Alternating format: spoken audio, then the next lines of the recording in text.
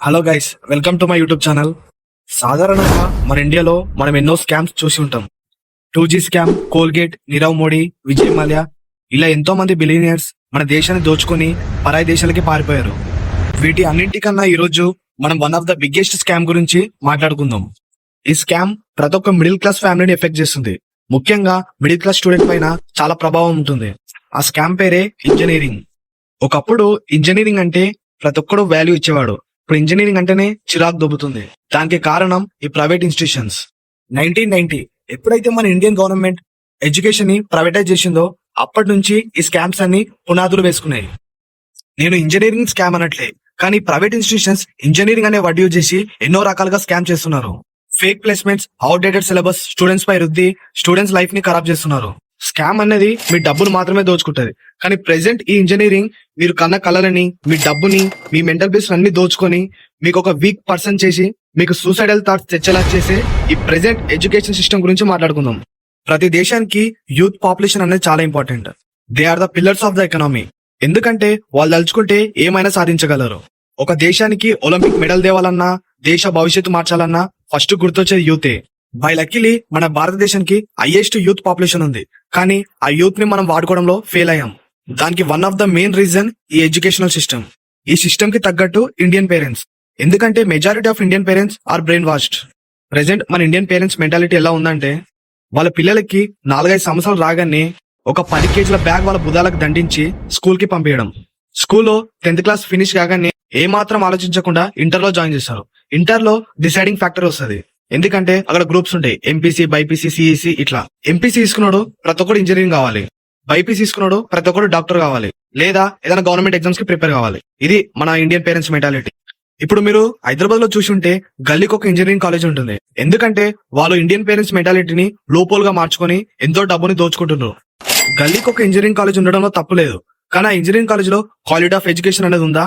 లేదు. కానీ ఫీజు మాత్రం లక్షలలో ఉంటుంది.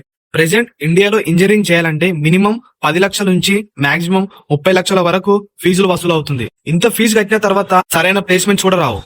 ఫీజులేమో లక్షలలో కడతాం, కానీ జీతం మాత్రం వేలలో ఉంటుంది.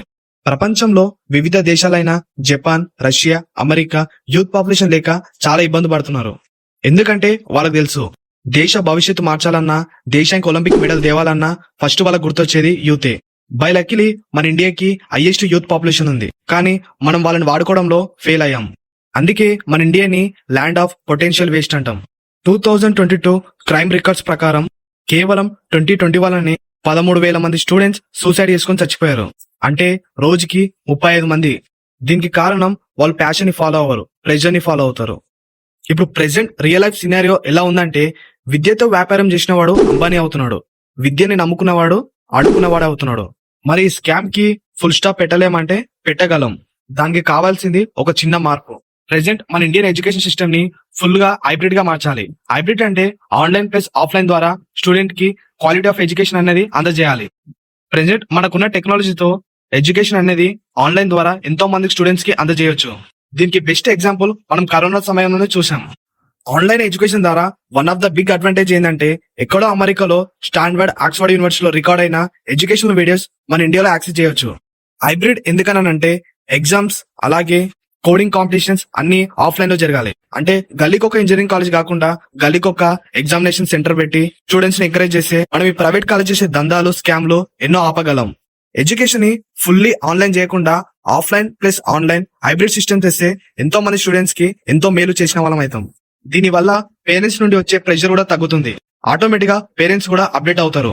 ఇంట్రెస్ట్ ఉన్నవాడు ఇంజనీరింగ్ లో జాయిన్ అవుతాడు, లేనివాడు వేరే ఆపర్చునిటీస్ ని ఎక్స్ప్లోర్ చేస్తాడు. ఈ వీడియో అంతే గైస్.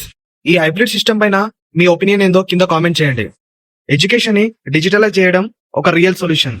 ఇప్పుడు మీకు సూటిగా ఒక క్వశ్చన్, గుండెల పైన చేసుకొని సమాధానం చెప్పండి. కాలేజీలలో లక్షలలో ఫీజులు కట్టి స్కిల్ మాత్రం యూట్యూబ్ ద్వారా ఎంత మంది నేర్చుకున్నారు? ఇంజనీరింగ్ అనేది ఒక స్కిల్ గైస్, కాలేజ్ కాదు. అది మనం ఎక్కడైనా నేర్చుకోవచ్చు.